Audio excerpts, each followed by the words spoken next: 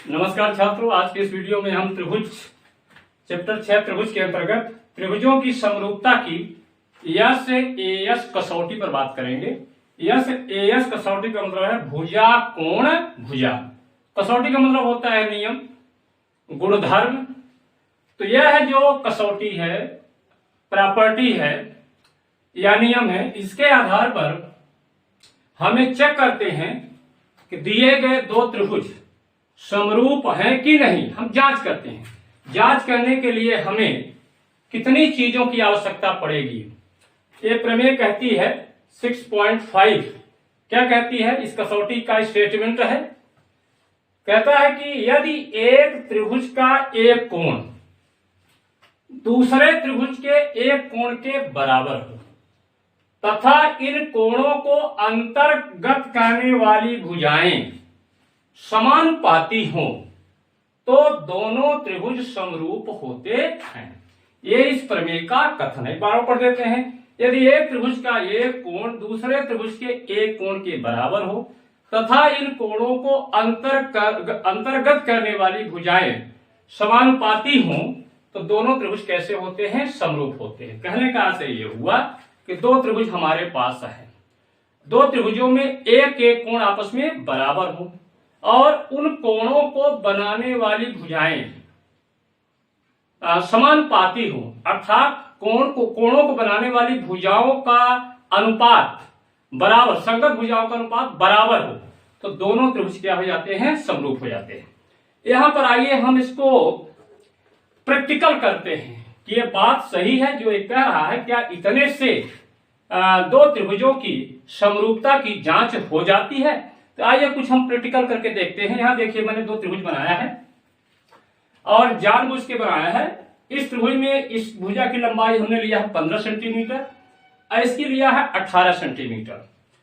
यहां पर इस भुजा की लंबाई हमने 20 लिया है, इसकी क्या लिया है, 24 लिया है। क्यों लिया? क्योंकि ये जो दो भुजाएं हैं आपस में समानुपात हो, अर्थात इसका और इसका अनुपात इस भुजा और इस भुजा के अनुपात के बराबर हो जाए। देखिए कितना है, 15/20 बराबर कितना आ जाएगा, 3/4। यानी ये भुजा इस भुजा का अनुपात कितना, 3/4 और इस भुजा का अनुपात कितना आ रहा है, 18/24। तो कितना आ जाएगा, यहां पे काट देंगे तो हो जाएगा 6 18 6 4 24। ये भी आ रहा है 3/4। ये है AB/DE का मान। ये आ रहा है आपका AC/DF का मान। कितना आ रहा है, अनुपात देखिए बराबर है। इसका मतलब है ये भुजाएं, ये जो दो भुजाएं हैं, इन दो भुजाओं का क्या है, समानुपाती है, क्योंकि इन संगत भुजाओं का अनुपात बराबर है। इनके बीच का कोण, एक कोण भी बराबर, तो कोण को हमने 60 अंश लिया, यहां भी लिया है 60 अंश। तो ये कोण इस कोण के बराबर है। ये दोनों भुजाएं जो इस कोण को बना रही हैं कैसे हैं, समानुपाती हैं, यानी इन भुजाओं का जो अनुपात है बराबर है। तो क्या ये त्रिभुज समरूप होगा? दो त्रिभुज समरूप कब होते हैं, जब संगत कोण बराबर हो और उनकी संगत भुजाएं समानुपाती हो, अर्थात संगत भुजाओं का जो अनुपात है आपस में बराबर। आइए जांच करते हैं। यहां पर देखिए आप, इस भुजा को मैं नापता हूं तो इस भुजा का नाप आ रहा है 16.8। ये आ रहा है 16.8 सेंटीमीटर। इस भुजा को सावधानी के साथ आपको करना है। इस भुजा की नाप आ रही है 22.4 आ रहा है। इस भुजा की लंबाई आ रहा है 22.4 सेंटीमीटर। हमने नाप करके इनको दोहराया था, अब इनको नाप रहे हैं हम। ध्यान क्या रखा था बनाते समय कि यह कोण इस कोण के बराबर हो और इस कोण को बनाने वाली भुजाएं आपस में क्या हो, समानुपाती हो। तो इसकी लंबाई आ गई 16.8 सेंटीमीटर, इसकी लंबाई आई 22.4 सेंटीमीटर। कोण को नाप लेते हैं। तो ये कोण यहां देखिए प्रोटेक्टर है, इस कोण को मैंने यहां रख करके नापा तो 70 आ रहा है। ये 70 है, तो ये कोण हमारा हो गया कितने का, 70 का। यदि हम इस कोण को भी नापें, इस कोण को देखें तो ये कोण हमारा, ये कोण जो है ये कोण भी हमारा 70 आ रहा है, तो ये कोण भी हमारा आ रहा है 70। अब आप जानते हैं कि ये 60 का है, 60 का है, 70 का है, 70 का, निश्चित रूप से एक कोण इस कोण के बराबर होगा, क्योंकि त्रिभुज के तीनों कोणों का योग कितना होता है 180 अंश। इस कोण को नापने की आवश्यकता नहीं है। कितना आ जाएगा, ये आ जाएगा कितना 50 अंश। ये भी नापा जाए तो इसका मान आ जाएगा कितना 50 अंश। तो यहां पर जरा देखिए, अब इस भुजा का अनुपात हम देखते हैं, क्योंकि तीनों संगत भुजाओं का अनुपात बराबर होना चाहिए। तो BC बटे EF, BC बटे EF कितना है 16.8 बटे 22.4, दशमलव को छोड़ दीजिए क्योंकि दशमलव के बाद बराबर अंक है। अब काटिए, 4 से काटते हैं, 4 चौक 16, 4 दूना 8, यहाँ जाएगा 4 पंचे 20, 4 छाक 24, फिर से काटिए 14 से काटिए, 14 तिया 42, 14 चौका 56। ये देखिए इसका भी अनुपात आ रहा है कितना 3/4। तो ये तीन संगत भुजाओं का अनुपात क्या है आपस में बराबर है 3/4, 3/4, 3/4। यानी जो समरूपता की दूसरी शर्त है कि संगत भुजाओं का अनुपात बराबर हो, ये सही हो रहा है, 3/4 आ रहा है। कोण को आपने देखा है कि ये संगत कोण क्या है बराबर है। तो ये प्रैक्टिकल करके हमने देखा कि यदि एक कोण दूसरे त्रिभुज के एक कोण के बराबर हो और इस कोण को बनाने वाली भुजाएं कैसी हो समानुपाती हो, तो दोनों त्रिभुज कैसे होते हैं समरूप होते हैं। ये चेक कर लिया हमने प्रैक्टिकल करके। अब आइए इसको हम सैद्धांतिक रूप से इस प्रमेय को प्रूव करते हैं। अब ये भूल जाइए ये क्या थे, यहां भी हम मिटा देते हैं, यहां पर इनका कोई रोल नहीं है, हम सैद्धांतिक रूप से प्रूव कर रहे हैं। यहां पर कोई भी दो त्रिभुज हमने ले लिया, शर्त है कि एक कोण बराबर हो, उन कोणों को बनाने वाली भुजाएं क्या हो समानुपाती। आइए इसको प्रूव करते हैं। तो यहां पर प्रूव करने के लिए क्या करेंगे आप, पहले क्या लिखते हैं, क्या सिस्टम है, दिया है, क्या लिखते हैं दिया है। दिया में स्टेटमेंट में देखिए यहां हो है ना, तो दोनों त्रिभुज समरूप होंगे। हो के पहले जितनी चीजें लिखी गई हैं ये सब आपको क्या है दिया हुआ है। तो क्या नाम दिया है, एक त्रिभुज का एक कोण दूसरे त्रिभुज यानी दो त्रिभुज हैं, दो त्रिभुज आपको लेना पड़ेगा, एक कोण बराबर हो, तो एक कोण देखना है आपको, लेना है कि कौन कोण बराबर है, तथा इन कोणों को अंतर्गत करने वाली भुजाएं समानुपाती हैं। तो दो संगत भुजाओं का जो जोड़ा है उनको आपको लेना पड़ेगा। तो यहां पर आप क्या लिखेंगे, दिया है त्रिभुज ABC और त्रिभुज नाम ले लेते हैं त्रिभुज ABC और त्रिभुज DEF में कोण A बराबर कोण D। क्या रहा कि एक कोण एक कोण बराबर है, तथा क्या रहा कि इन कोण को बनाने वाली भुजाएं समानुपाती हैं, तथा AB बटे DE बराबर है AC बटे DF, AC बटे DF इतना दिया हुआ है। अब हमें क्या करना है, सिद्ध क्या करना है, जरा देखिए। इसके बाद क्या लिखते हैं, सिद्ध करना है, सिद्ध करना है। क्या सिद्ध करना है, यह दोनों त्रिभुज समरूप होते हैं। तो सिद्ध करना है कि त्रिभुज ABC एक काय का चिन्ह है, समरूपता का चिन्ह है, त्रिभुज ABC समरूप है त्रिभुज DEF। ये चीज हमें सिद्ध करना है। अब सिद्ध करने के लिए जो हमारे पास इसके बाद क्या करना पड़ेगा, जो साधन दिया हुआ है उतने साधन से मेरा काम होने वाला नहीं है। तो यहां पर हम क्या करेंगे कि रचना करेंगे, और रचना से कुछ नई चीजें मिलती हैं, ज्यामितीय शर्तें उत्पन्न होती है, उसका हम प्रयोग करते हैं प्रूव करने में। तो रचना क्या किया जाए। अब यहाँ दो त्रिभुज है, दोनों सेम साइज के नहीं होंगे। मान लीजिए यदि सेम साइज के हैं तब तो सर्वांगसम हो गए, और सर्वांगसम होने पर क्या हो जाएंगे, समरूप हो जाएंगे। तो इसमें हम मान चलते हैं एक बड़ा एक छोटा है, इसको हमने बड़ा लिया, इसको लिया है छोटा। अब यहाँ पर हम रचना करते हैं, इसको माने बड़ा ले लिया।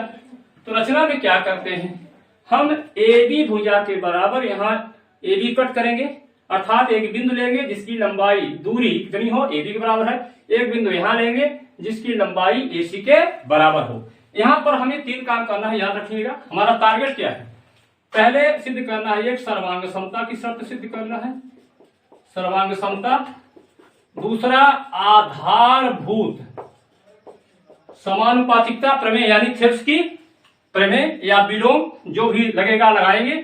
इसके बाद तीसरा हमें सिद्ध करना है क्या, समरूपता। लास्ट में हमारा समरूपता आएगा। इसके पहले ये दो चीज का हमें सहारा लेना पड़ेगा, सर्वांग समता का प्रयोग करना है और आधारभूत समानुपातिकता प्रमेय का उपयोग करना है। तो आइए अपने टारगेट को हमने फिक्स कर लिया, तो क्या करते हैं रचना में, सीधे कहिए 60 में कहिए यहां पर त्रिभुज ABC और मान लीजिए यहां पर सीधे मानिए, माना AB छोटा है किससे, DE से, तथा AC छोटा है किससे, DF से। ऐसा मैंने मान लिया। और तभी तो हम क्या करेंगे, यहां रचना ले पाएंगे। यदि ये इससे छोटा होगा तभी नहीं इसके बराबर के यहां हम कट मारेंगे। तो इतना लिख लिया। अब क्या करते हैं, भुजा DE, भुजा DE पर बिंदु P, भुजा DE पर बिंदु P तथा भुजा DF पर, DF पर एक बिंदु और लेंगे ना, बिंदु Q। किस प्रकार लिया, इस प्रकार लिया, इस प्रकार लिया कि, यहां ले लेते हैं, आइए यहां पर ले लेते हैं बिंदु P और यहां ले लेते हैं बिंदु Q। इन दोनों को हम मिला देंगे। तो किस प्रकार से लिया कि DP बराबर हो AB तथा DQ बराबर हो AC, DQ बराबर हो AC। ये हमारी रचना है, हमारे काम में आएगी सर्वांग समता के लिए। अब इसके बाद आइए हम क्या करते हैं, उपपत्ति। तो अब यहां जरा इन दोनों त्रिभुजों में देखिए, ABC और DPQ में हमारे पास क्या है, देखिए अब हमारा पहला टारगेट है कि ये त्रिभुज, ये छोटे वाले त्रिभुज के क्या हो, सर्वांग सम हो। त्रिभुज ABC और त्रिभुज DPQ में कोण A बराबर कोण D, ये दिया हुआ है। कहां से लिखेंगे, अपने थोड़ी लिख रहे हैं, इतना दिया है। तथा AB बराबर है DP कामा AC बराबर क्या है, DQ। DQ ये कहां से आया, रचना से। हमने ऐसी रचना किया है ना कि ये भुजा इस भुजा के बराबर है, ये भुजा इस भुजा के बराबर। देखिए ये भुजा इस भुजा के बराबर, ये भुजा इस भुजा के बराबर और ये कोण इस कोण के बराबर है। तो सर्वांग समता को याद करिए, भुजा कोण भुजा सर्वांग समता नियम से दोनों त्रिभुज क्या हो गए, सर्वांग सम हो गए। तो लिख सकते हैं यहां पर हम लिख सकते हैं, अतः चलिए यहां लिख देते हैं, भुजा कोण भुजा सर्वांग समता नियम से, भुजा कोण भुजा सर्वांग समता नियम से क्या हो गया, त्रिभुज ABC सर्वांग सम हो गया त्रिभुज DPQ। यानी ये त्रिभुज इस छोटे वाले त्रिभुज के क्या हो गया, सर्वांग सम। तो सर्वांग समता, जब सर्वांग सम हो गए दो त्रिभुज तो क्या होते हैं, सभी अंग बराबर। तो ये कोण इस कोण के बराबर होगा। अतः कोण B बराबर होगा क्या, कोण P, यानी ये कोण इस कोण के बराबर होगा। तथा कोण C बराबर होगा कोण Q, यानी ये कोण इस कोण के क्या होगा, बराबर होगा। क्योंकि सर्वांग सम है तो सभी अंग बराबर होते हैं। ये कहां से लिख देंगे, यहां लिख देते हैं सर्वांगसम त्रिभुज में संगत अवयव क्या होते हैं, बराबर होते हैं। सर्वांगसम त्रिभुज में, सर्वांगसम त्रिभुजों में संगत अवयव बराबर होते हैं। तो ये बराबर हो गए। अब यहां पर जरा देखिए, अब यहां पर हमें काम क्या करना है। तो सर्वांग समता का प्रमेय लगा दिया हमने। अब हमने आपसे कहा था कि अब हम आधारभूत समानुपातिकता प्रमेय का भी इस्तेमाल करना चाहते हैं लक्ष्य तक पहुंचने के लिए। तो यहां पर अब अनुपात निकालते हैं। आइए देखते हैं। देखिए, ये इसके सर्वांगसम हम करना चाहते हैं। ये रेखा इसके सर्वांगसम तब होगी जब इस खंड का पूरी भुजा के साथ अनुपात और इस खंड का पूरी भुजा के अनुपात आपस में क्या हो जाए, बराबर हो जाए। तो फिर थेल्स प्रमेय के विलोम से ये भुजा इस भुजा क्या हो जाएगी, समानांतर हो जाएगी। क्या देखते हैं कि ऐसा होता है, जरा देखिए। अब दिया क्या है जरा देख लीजिए। जो दिया है उसका इस्तेमाल तो आपको करना है ना, ए बी बटे डी। अब या यहां कह लीजिए, चूंकि ए बी बटे डी बराबर है ए सी बटे डी एफ। ये कहां से उठा लिया, ये क्या है, दिया है।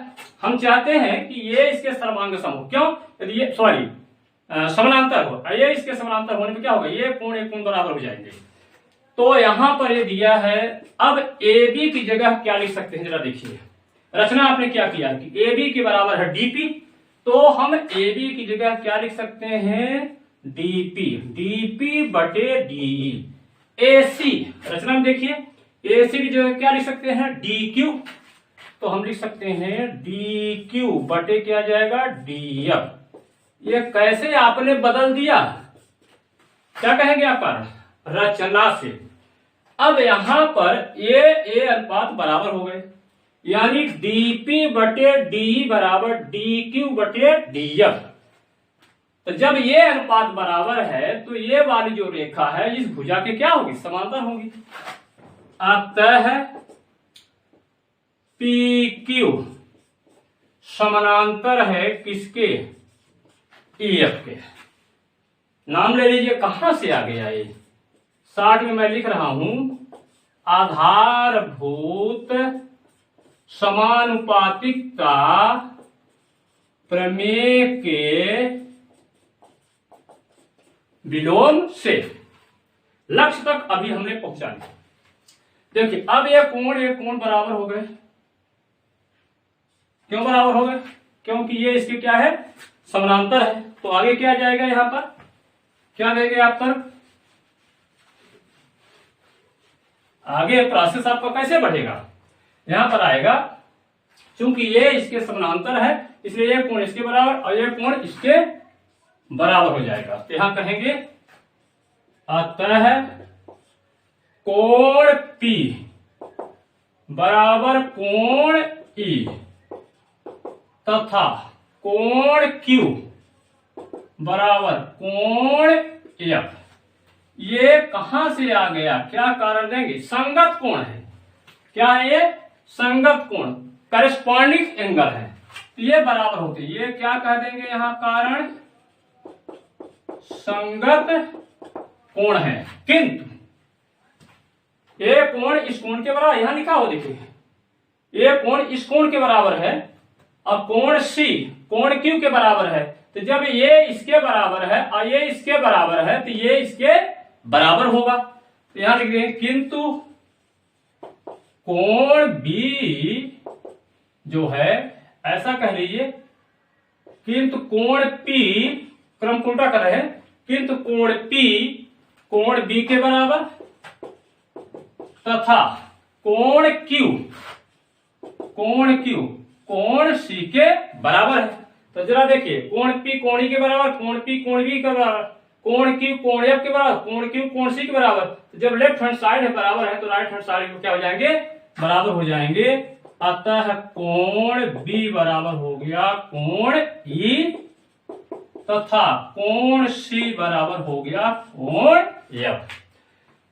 अब आप देखिए लक्ष्य के हम बहुत करीब हैं। यहां पर देखिए एक कोण इस कोण के बराबर हो गया, एक कोण इस कोण के बराबर है, और दिया हुआ है कि एक कोण इस कोण के बराबर है, तो एक त्रिभुज के तीनों कोण दूसरे त्रिभुज के संगत कोणों के बराबर है। तो कोण कोण कोण समरूपता कसौटी से दोनों त्रिभुज क्या हो गए समरूप, अतः इतने बराबर इतना। तथा यहां लिख दीजिए तथा कोण ए बराबर है कोण क्या डी। एक बार और लिख दीजिए आप, यहां दिया है। तो ये बताइए कि इस त्रिभुज के तीनों कोण दूसरे त्रिभुज के संगत कोणों के बराबर हैं, तो कौन सी समरूपता की कसौटी लगेगी, कोण कोण कोण समरूपता कसौटी से। तो यहां कह दे अतः कोण कोण कोण, इसको शार्ट में क्या बोलते हैं ट्रिपल ए समरूपता कसौटी से क्या हो गए त्रिभुज ABC समरूप हो गया किसके, त्रिभुज DEF। तो मैं समझता हूं कि जो कॉन्सेप्ट है इस थ्योरम से संबंधित वो कॉन्सेप्ट आपका क्लियर हो गया होगा। तो इस प्रकार से जो SAS कसौटी है या जो प्रमेय के रूप में है 6.5 वो आपका प्रूफ होता है।